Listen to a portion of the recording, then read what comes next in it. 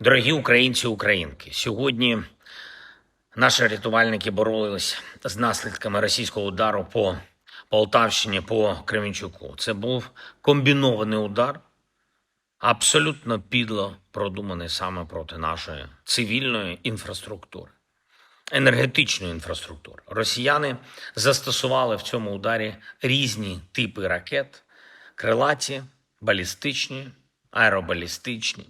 Також були і дрони, іранські дрони, шахеди, щоб ускладнити захист для нашої ППО. Значну частину ракет і дронів вдалося збити. Люди не постраждали, але, на жаль, є ушкодження енергетичної інфраструктури.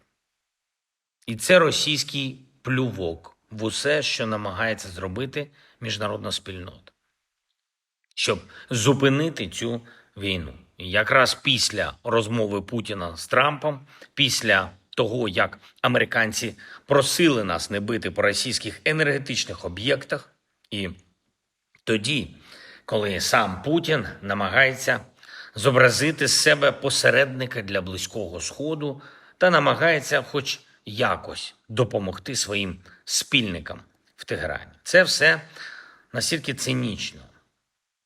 Щоночі російські удари. Кожен день ми втрачаємо життя наших людей. Всюди. На Херсонщині, Харківщині, Донеччині, Сумщині.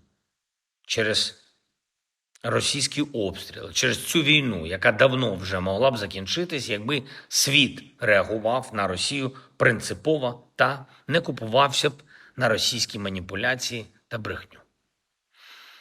Сьогодні я провів нараду з нашими військовими, з нашими урядовцями щодо наслідків удару по енергетиці України і необхідних кроків для гарантування нашої стійкості.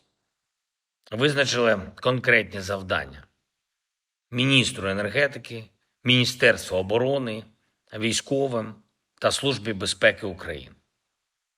Дякую і усім тим у світі, хто просуває зараз необхідні санкції проти Росії. Санкції проти російської нафти та достатній прайскеп на нафту. Такий прайскеп, щоб для російського бюджету було боляче.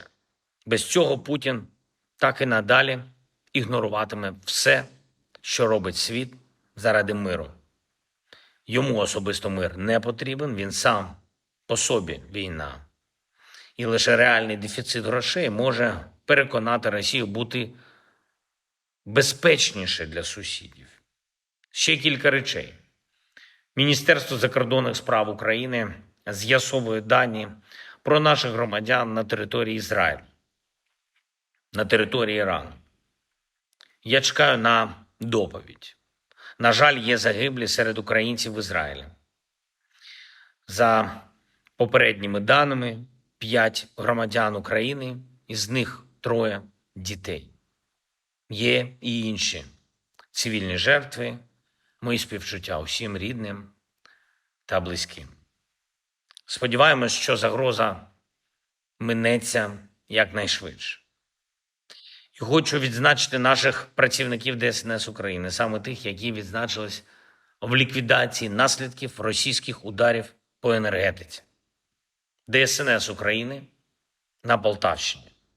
Це Денис Мандриченко, Олександр Журавель, Сергій Брославський, Андрій Буняєв, Дмитро Васенков, Руслан Анапрієнко, Вадим Бодик, Сергій Меметов, Володимир Сподарець, Олександр Гельман, Іван Перепадченко, Віталій Неборак, Сергій Брославський, Роман Лістровий. Дякую вам, хлопці.